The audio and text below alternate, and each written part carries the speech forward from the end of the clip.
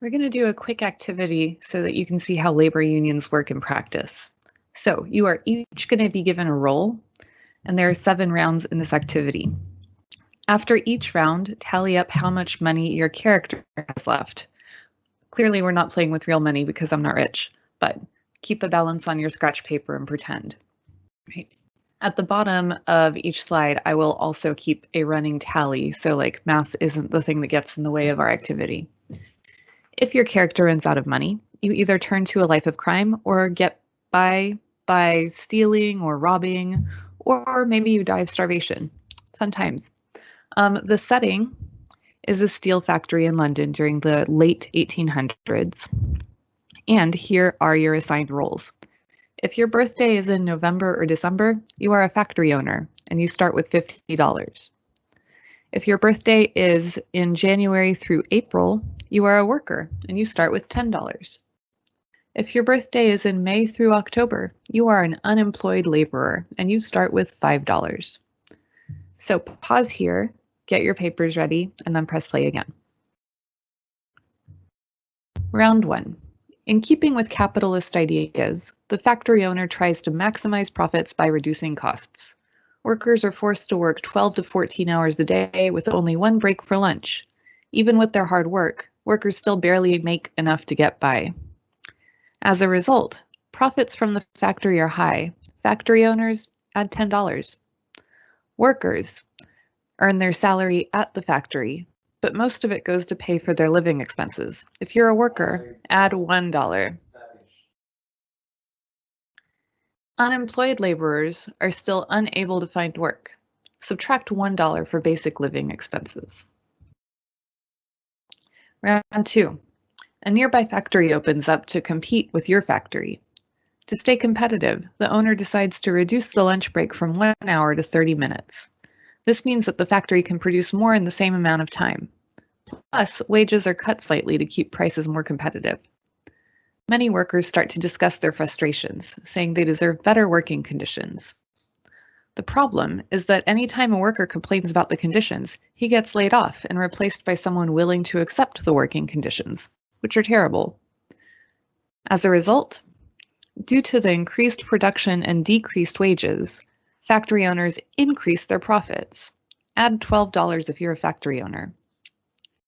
The long work hours combined with the dirty work conditions take their toll on workers' health. You have to pay $1 in missed wages and doctor services if you're a worker. So subtract $1 if you're a worker. Unemployed.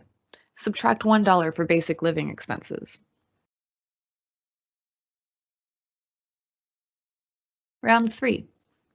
The workers at the factory have had enough and decide to confront the factory owner about the working conditions and pay.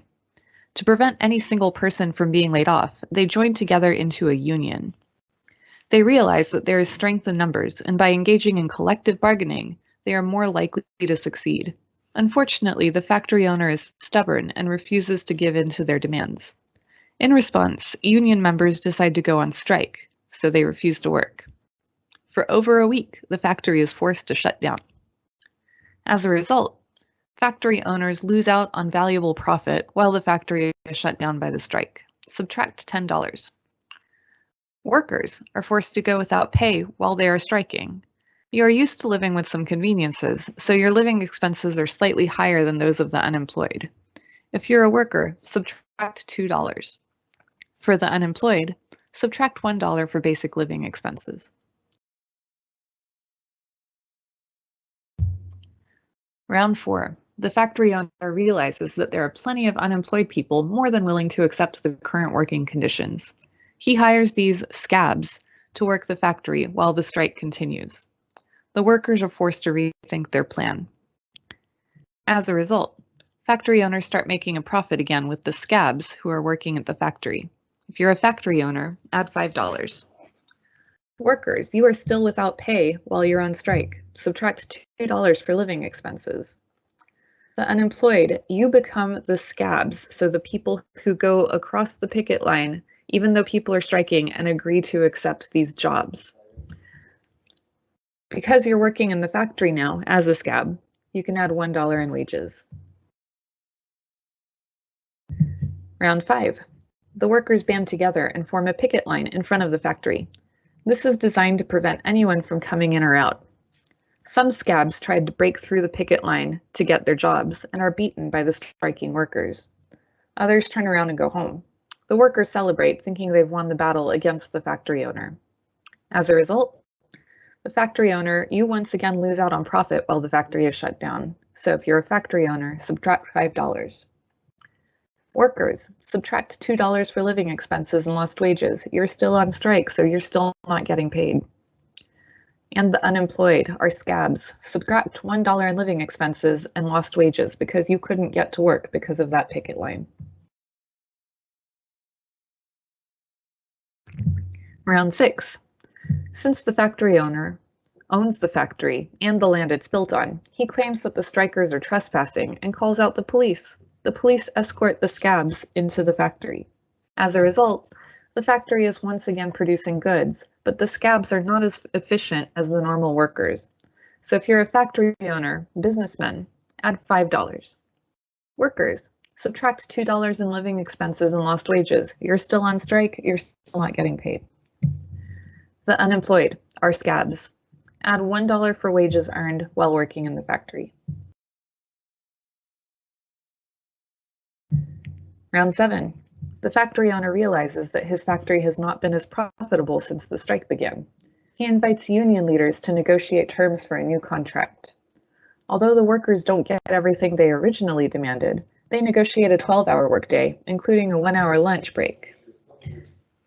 They also get a slight raise in wages. As a result, factories are back up and running, but the decreased work hours combined with the higher wages mean profits aren't as high. If you're a factory owner, add $8. Workers, you enjoy shorter working hours and increased wages. Worker health improves, add $2. And are unemployed, our former scabs, you're unemployed again. Subtract $1 for basic living expenses. You are a class of unemployed who increasingly becomes desperate, and you're going to become more attracted to extreme ideas like Marxism and communism moving forward. So some questions. How much money did you end up with? Check your tally with what's on the screen. Next, what challenges did your character face throughout the scenario? If you're a factory owner, if you're a worker, or if you're an unemployed person, you face different challenges. Remember too that for our unemployed, the only reason you didn't die of starvation was because the strike opened up some job opportunities for you. What successes did your character experience? Why did the factory owner eventually decide to negotiate with union workers when he originally refused to do so? And for the union workers, why did they decide to accept a new contract that failed to live up to their original demands? And the scab/unemployed, why would they be willing to accept the wages and conditions that other workers rejected and were fighting to improve?